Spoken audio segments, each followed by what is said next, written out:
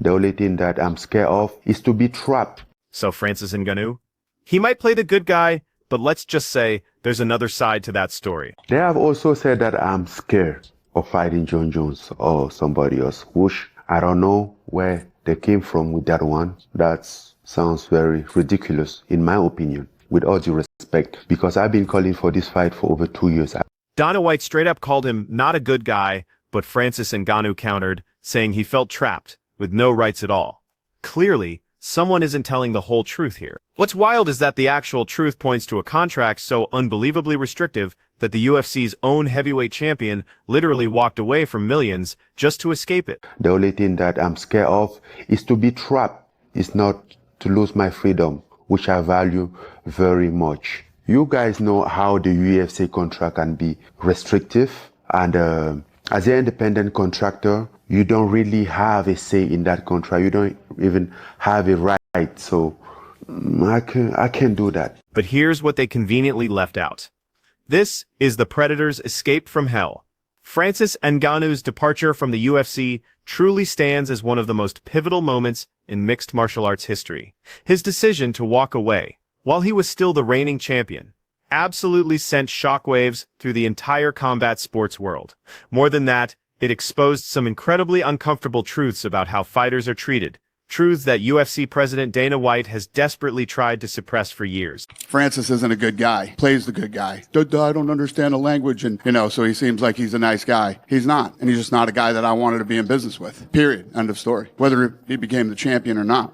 See, what Dana White never truly wanted anyone to grasp is that Francis Ngannou didn't just emerge from poverty. He literally clawed his way out of what you can only call systematic hopelessness. His incredible journey from working in the sand mines of Cameroon all the way to becoming the pinnacle of combat sports isn't just inspiring.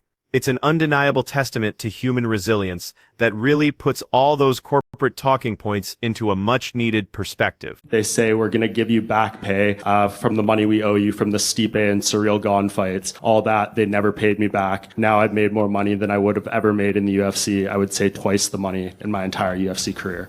Francis Ngannou was born and raised in a tiny village called Batia in Cameroon. He lived in extreme poverty, with almost no formal education to speak of. His parents actually divorced when he was just 6 years old, which forced him to live with relatives who were already struggling to afford even their most basic necessities. And remember, they're going to be saying a lot of things. They're going to be trying to bash me, to devalue me. But no matter what, you have to remember who the real king is. The best heavyweight in the world. I'm the best heavyweight in the world. And I don't care what they say out there. Hey, man, I'm the man. I'm the best. I'm the king. By the time he was just 10 years old, the financial strain had become completely unbearable. So he started working in the local sand quarries. This was backbreaking labor, the kind meant for full-grown adults, but it was being performed by a child who honestly should have been in school. He worked in those sand mines right up until he finished school at 17, completely destroying his hands. And get this, the very same hands that would later generate the most devastating punching power in UFC history were first calloused by shoveling earth into trucks under absolutely brutal, relentless conditions. The work was grueling beyond anything you could imagine. The heat was absolutely unrelenting, and the pay, it was barely enough just to survive. Ngannou himself has openly stated that he hated his life during this period. He hated the sand mine. He hated everything about his desperate circumstances. He truly felt like he was robbed of his entire childhood, forced to work at an age when other kids were simply playing games and dreaming freely without a care in the world. Even after all that grueling work, he often couldn't even afford basic school supplies. Imagine no pen to take notes, no notebook to write in, sometimes no shoes, and his uniform was often torn while all the other children around him looked presentable. He vividly recalled being the laughingstock of his school, literally unable to afford even the most basic necessities that others took for granted. But here's where Francis Ngannou's story takes a pivotal turn, something that really separates him from the millions who remain trapped in similar cycles of poverty. While others accepted their fate as unchanging, Ngannou secretly harbored a burning flame inside him, a deep, unyielding desire to become a professional boxer, specifically inspired by watching Mike Tyson absolutely dominate the heavyweight division. It's fascinating because his own father's negative reputation as a street fighter actually became this paradoxical motivation for him. Ngannou decided he would channel fighting into something incredibly positive, pursuing boxing as a genuine path to a better life for himself. At just 22, despite his family's strong reluctance and the skepticism from literally everyone around him, he bravely began training. But unfortunately, illness forced him to stop after just a single year. For the next several years after that, he worked a bunch of odd jobs, including even driving a taxi. All the while, he always held this deep conviction that he was destined for something far greater. Then at 26 years old, Francis Ngannou made a life-altering decision, one that he knew would either literally kill him or finally set him free. He resolved to leave Cameroon behind completely and chase his ambitious boxing dreams all the way in Europe.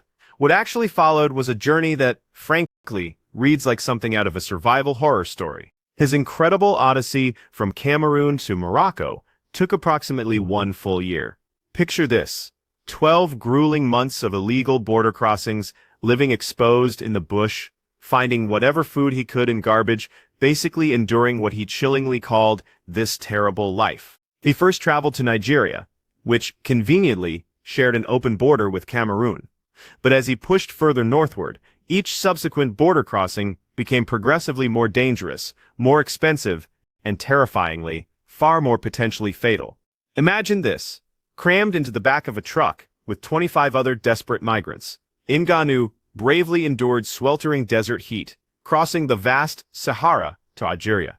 He was even drinking water contaminated with the remnants of dead animals. The sheer fact that he survived this ordeal at all speaks to an unimaginable will to live, one that transcends ordinary human determination. Once in Morocco, he was forced to live in forests, constantly hiding from the police, as he desperately tried to cross into Spain. Later, when Mike Tyson famously asked him on the Hot Boxin' with Mike Tyson podcast if he had food during this period, Ngannou's response was absolutely haunting. He explained that sometimes they had to hunt, and other times they literally had to search through garbage trucks for scraps. He vividly described going to markets at night, hoping to find food in the trash. And get this, he was literally arguing with rats over rotten tomatoes. He remembered thinking, "Get away from this tomato. It's mine. This rotten tomato is mine, not yours." That's how desperate things were. Now, let that sink in. This is the very man Dana White would later casually dismiss. This is the champion whose character the UFC president would repeatedly, publicly attack. This context, right here, makes every single word of their infamous feud carry absolutely extraordinary weight. Upon his arrival in Spain by boat as an undocumented immigrant, he was immediately jailed for 2 whole months for illegally crossing the border. 2 months in a foreign prison, unable to even speak the language. His dreams, it seemed, were completely shattered. Most people, honestly, would have just given up right there. But Francis Ngannou, well, he's just not like most people. Upon his release, he somehow made his way to Paris, drawn by his familiarity with the French language.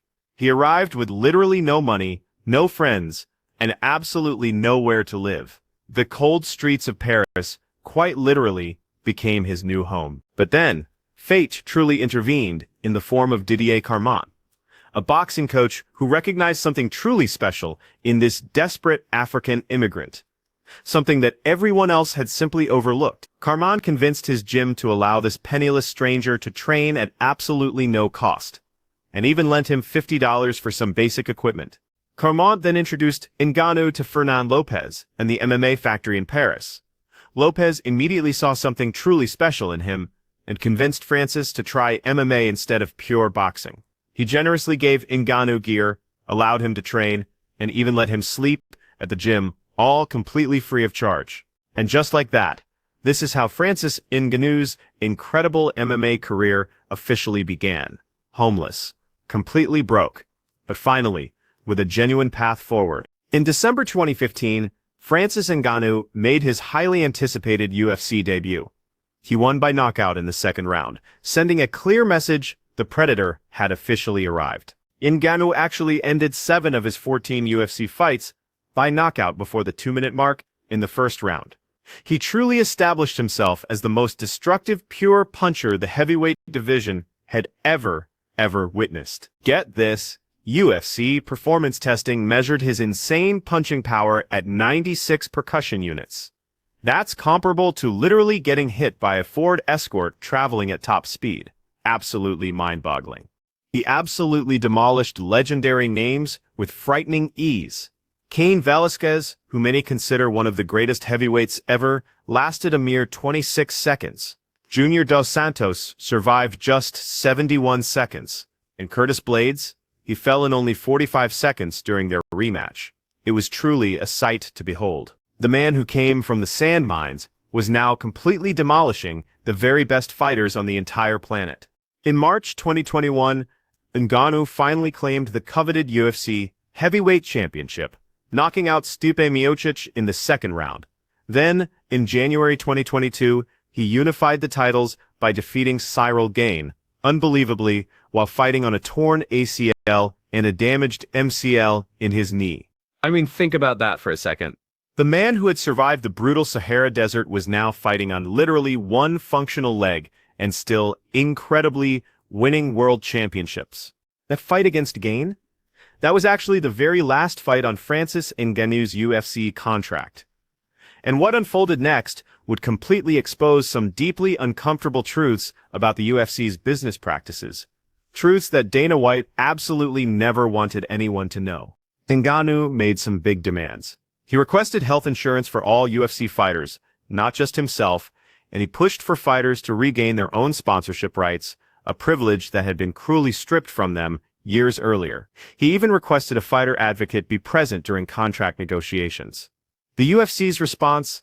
They basically told him, "We don't do business like that." When he specifically pushed for health insurance, they condescendingly pointed out that he could easily afford his own. But that completely missed the point. What about all the fighters at the bottom, making minimal pay while constantly risking their health? Francis Ngannou wasn't being greedy here.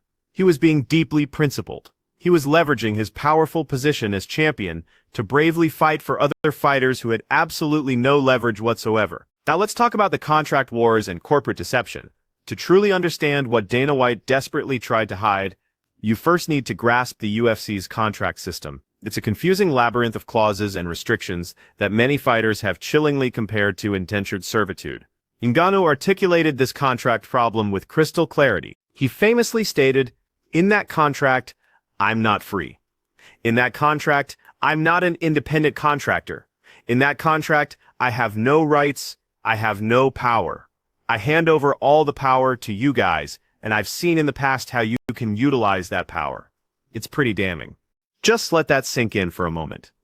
The reigning UFC heavyweight champion, a man who had literally clawed his way from sandmines to world titles, was publicly stating that UFC contracts actively strip fighters of their most fundamental rights as so-called independent contractors. That's a huge accusation. The UFC's contract structure, you see, includes several sneaky mechanisms specifically designed to maintain control over fighters even after their deals technically expire. We're talking about matching rights clauses, exclusive negotiating windows, and those champions clauses that automatically extend contracts.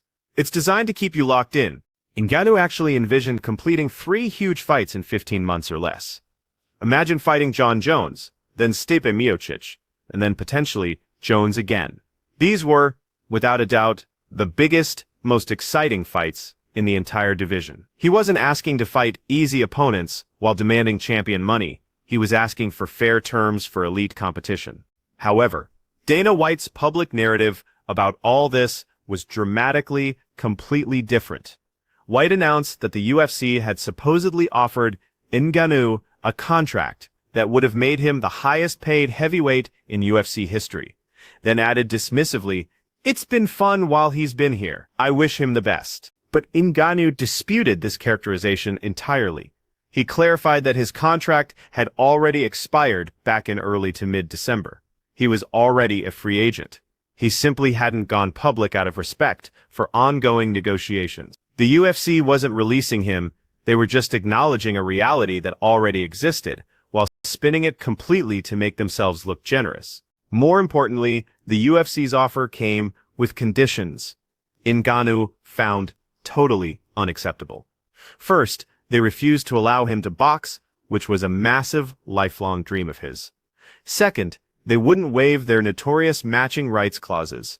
Essentially, they wanted to maintain all those powerful control mechanisms that Ngannou had specifically identified as deeply problematic. Ngannou openly described feeling literally slapped in the face by money. It was as if the UFC was just saying, take the cash and shut up. For a man who had fought his entire grueling life for dignity and freedom, this condescending approach was profoundly, deeply insulting. And then at the UFC 308 post-fight press conference, Dana White completely lost it, launching a personal attack on Francis that went way, way beyond typical promotional rhetoric. This whole situation is remarkable for several reasons. White actually admitted he didn't like Francis as a person and didn't want to be in business with him. Yet, the UFC still tried to re-sign him to what they called this historic. I mean, if White truly believed Ngannou was such a terrible person, why on earth offer him the highest heavyweight contract ever? The sheer contradiction here completely exposes the real motivation. This was never, ever about character. It was always purely about control. And yet, this very same Francis Ngannou went on to become the undisputed UFC heavyweight champion. If White's initial judgment about who Francis was had been followed, the UFC would have foolishly cut a future champion. Then, in November 2024, White dramatically escalated his attacks. During an appearance on Andrew Schultz's Flagrant podcast, White shockingly alleged that Ngannou had physically accosted both him and UFC Chief Business Officer Hunter Campbell before Ngannou's departure. Wild accusations, for sure. Now, these allegations, conveniently, came out years after the incidents supposedly happened. And notably, they surfaced during a period when Ngannou was publicly succeeding, big time, outside of the UFC. Coincidence? Probably not. MMA analyst Luke Thomas actually questioned the whole thing. He asked, if Ngannou was truly such a bad person, why did the UFC keep him on the roster and then try to re-sign him to a massive contract? Thomas also pointed out that other so-called bad guys White has continued to associate with, like Conor McGregor and John Jones, have found themselves in far more serious headlines, yet still remained UFC stars. It smells like a double standard. Ngannou's response, remarkably, has remained very measured.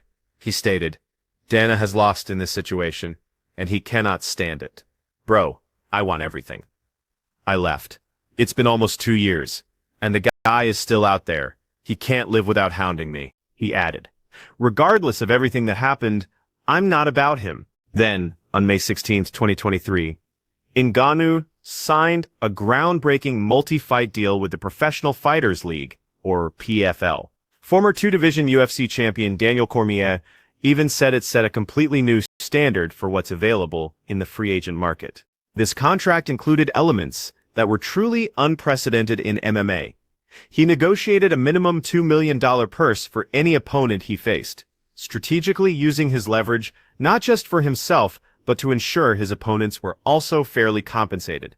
Beyond that, he became an equity owner and chairman of PFL Africa and earned a seat on PFL's Global Advisory Board, making him the first active fighter ever to represent athletes' interests at such a high level. Talk about a power move. On October 28, 2023, Francis Ngannou stepped into the boxing ring against none other than Tyson Fury, the reigning WBC heavyweight champion, who boasted an incredible record of 33-01. Ngannou was a massive 14-1 underdog. Experts predicted he would be utterly embarrassed, knocked out early, and completely exposed as an MMA fighter way out of his depth. What the boxing establishment completely failed to understand was that they had never, ever encountered anyone quite like Francis Ngannou. They just didn't grasp that fighting Tyson Fury wasn't even the most difficult thing he had ever done in his life. It wasn't even close. Actually, he had already faced opponents far more dangerous. Things like hunger, soul-crushing poverty, despair, and relentless hopelessness. And then, the unthinkable happened. Ngannou actually knocked Tyson Fury down in the third round with a left hook that sent absolute shockwaves through the entire boxing world. He took the fight all the way to the scorecards, losing only by a controversial split decision. Get this. One judge actually scored the fight for Ngannou. So, the man who Dana White had smugly suggested couldn't possibly succeed outside the UFC had just pushed boxing's undisputed best heavyweight to the absolute limit in his professional boxing debut. Incredible. Ngannou later revealed something truly astonishing. He earned more from that single Tyson Fury fight than he did in his entire UFC career combined. Let that sink in. His total UFC earnings, spanning 7 years and 14 fights, came in at approximately $3.8 million. His purse for just one boxing match, reportedly around $10 million. The difference is stark. Ngannou's response to Dana White's claims was blunt. Unless he was the one writing me the check, I don't see how he could know that, he continued. But me, as the insider who was receiving the money after leaving the UFC, and from what the UFC was proposing, which was just a trap, it wasn't a solid contract either. That's a lie. Now let's talk about tragedy, triumph, and the fight that absolutely must happen. In March 2024, Ngannou faced Anthony Joshua in another massive boxing event over in Saudi Arabia. Joshua actually knocked him out in the second round, but honestly, by then, Ngannou had already proven his point. He had competed at the highest levels of boxing, earned generational wealth, and most importantly, maintained his freedom to pursue both sports completely on his own terms. But then, an unimaginable tragedy struck, putting all of this into painful perspective. A tragedy so profound it would test Francis Ngannou in ways that no opponent, no sand mine, and no brutal desert crossing ever could. On April 29, 2024, Francis Ngannou shared devastating news. His 15-month-old son, Kobe, had tragically died.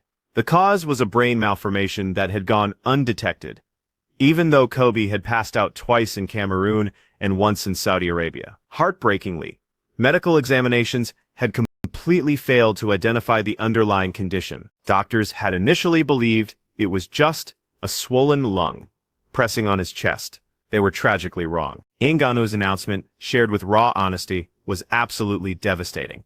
He wrote, "Too soon to leave, but yet he's gone. My little boy, my mate, and my partner Kobe were full of life and joy. Now he's laying without life." He continued, "I shouted his name over and over, but he's not responding. I was my best self next to him, and now I have no clue of who I am." And then, life is so unfair to hit us where it hurts the most. Think about this. The man who had survived brutal sand mines, survived the unforgiving Sahara, survived prison, survived homelessness, survived literally everything the world could possibly throw at him, was now facing a loss that no amount of physical or mental strength could ever overcome. There is simply no training camp for losing a child. There's no strategy, no technique, no clear path forward that makes any sense at all. Ngannou was actually working out when his brother called. He was in the middle of leg exercises, planning to shower afterward, and then, as he always did, call his son. But then, just 30 minutes into his workout, his phone rang. "Things are not going well here," his brother said. His brother explained that Kobe had passed out, wasn't breathing, and was at the hospital. Minutes later, the words no parent should ever hear came through the phone. "He's gone." "I thought I was dreaming," Ngannou later recalled. "I thought they were going to say, 'That's not true.' I kept calling again, and everybody confirmed it." He called his mom, who was, understandably, in tears. "What is this?" he asked. That was it. Ngannou described the agonizing aftermath, returning to his apartment and seeing all of Kobe's toys, the very things his son had been playing with. Items Ngannou had taken from him just days before. Everything was still there, but the child himself was gone forever. He said, "If they ask you, what do you want, or what can comfort you, you don't know.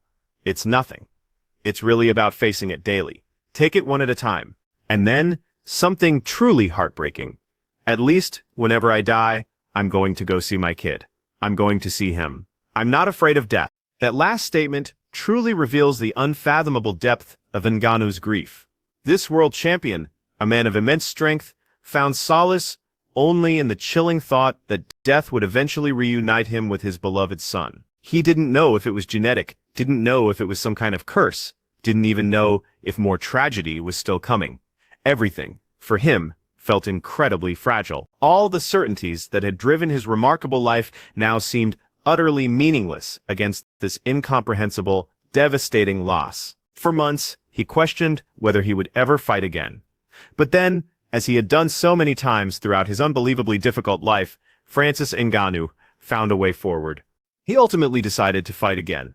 But this time, it wasn't just for himself. It was for Kobe. "I want to do something good in his memory," Ngannou shared. "Not for him to be the reason for me to quit, but to be motivated and also to fight for him," he said of Kobe. "I want him to be remembered, but not as the one to make me retire. Maybe the one who keeps me fighting."